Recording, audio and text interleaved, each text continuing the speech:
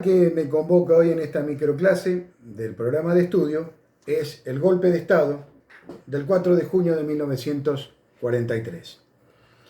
Antes de entrar de lleno al propiamente dicho golpe de Estado, el segundo golpe de Estado que se va a dar en el siglo XX en la República Argentina, el primero lo había explicado en la clase anterior, el 6 de septiembre de 1930, este golpe de Estado tiene ciertas particularidades.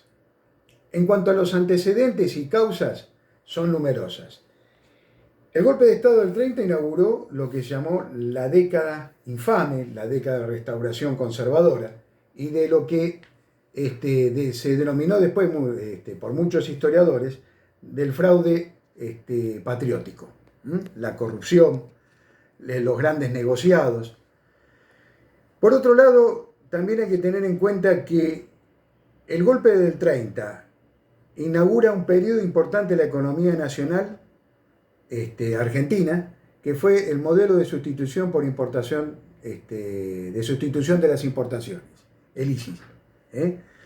Esta industrialización por sustitución de las importaciones va a hacer que durante toda la década del 30 sectores más postergados se vayan incorporando a este modelo de industrialización, que se desarrolla más en la industria liviana y mediana, no así en la pesada. El golpe del 43, de 1943, estuvo, digamos, pensado por una facción del ejército. Habíamos explicado que el ejército tenía dos facciones. Por un lado, estaba la facción proclive al eje, a los fascismos y al nacionalsocialismo alemán, y por el otro lado, liberales, aliadófilos, cercanos a Inglaterra y a Estados Unidos. Esa división iba a repercutir en el golpe de 1943. Y en el seno de las Fuerzas Armadas se va organizando un grupo de oficiales que ya habían estado en Europa especializándose, un grupo de oficiales, y este grupo se iba a autodenominar GO, Grupo de Oficiales Unidos. En un principio, digamos, este grupo de oficiales unidos antes de 1943, en un principio, digamos, eran partidarios del eje. Después vamos a ver por qué no. Partidarios del eje y partidarios ya de derrocar ese fraude patriótico. Los últimos años de esa década infame, entre lo que es 1938 y 1943, sucedieron dos presidencias, la de Marcelino Ortiz y la de Ramón Castillo. Marcelino Ortiz, renuncia por una cuestión de enfermedad, Ramón Castillo asume esa presidencia, van preparando las elecciones generales para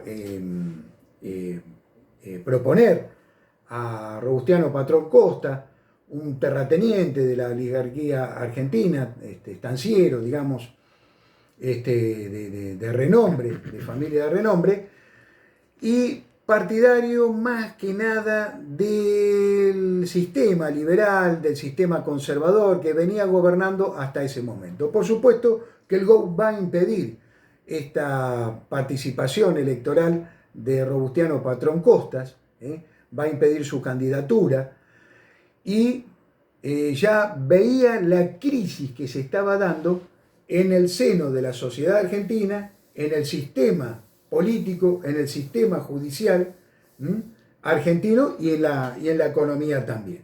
Había una crisis de identidad nacional, ya que había sectores postergados del sector obrero, había una crisis también no solamente de identidad nacional, sino también de participación. ¿Por qué?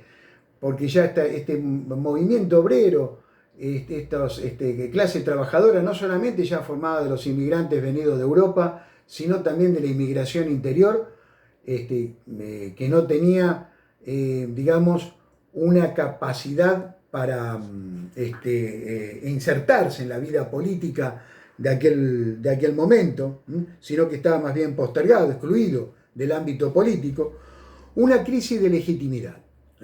Ya las autoridades políticas de aquel momento carecían de legitimidad.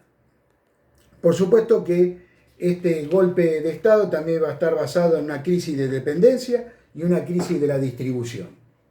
La crisis de la distribución se dio más que nada de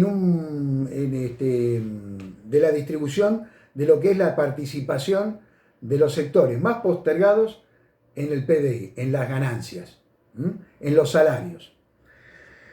¿Qué quiere decir con esto? El GO va a dar ese golpe de Estado contra esa política ya de fraude patriótico, de fraude electoral, de corrupción, y se va a dar el golpe de Estado se va a dar el 4 de junio de 1943. Dos documentos van a tener que tener en cuenta para este golpe de Estado. Por un lado fue la proclama. La proclama y el manifiesto. La proclama buscó la honradez administrativa, la devolución de los bienes mal habidos al Estado. También fue contra el fraude, contra la venalidad. La venalidad significaba el soborno, terminar con el soborno a las dirigentes políticas a cambio de favores. El peculado, que significaba la malversación de los caudales públicos, y la corrupción.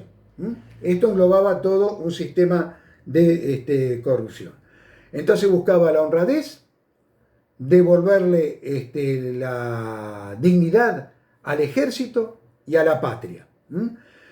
Esto por un lado. Por el otro lado, en esta proclama también estaba el miedo del comunismo, la difusión del comunismo que se está dando a la década del 30 en distintos gremios, como el gremio de la construcción, los textiles y otros gremios más.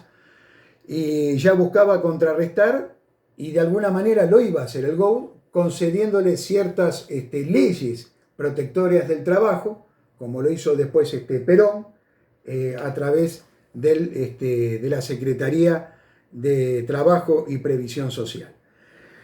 Después viene el manifiesto, otro documento sumamente importante. El manifiesto va a tener en cuenta a las Fuerzas Armadas fieles a la dignidad, no solamente del ejército y el resto de las fuerzas, sino también a la dignidad, a la recuperación de la patria, ¿no? Y salir en defensa de los sagrados intereses de la nación argentina.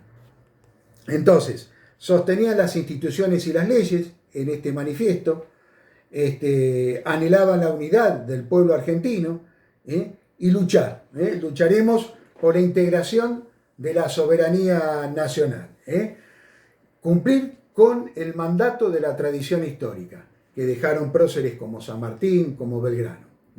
Entonces, dos documentos que son importantes: la proclama y el manifiesto.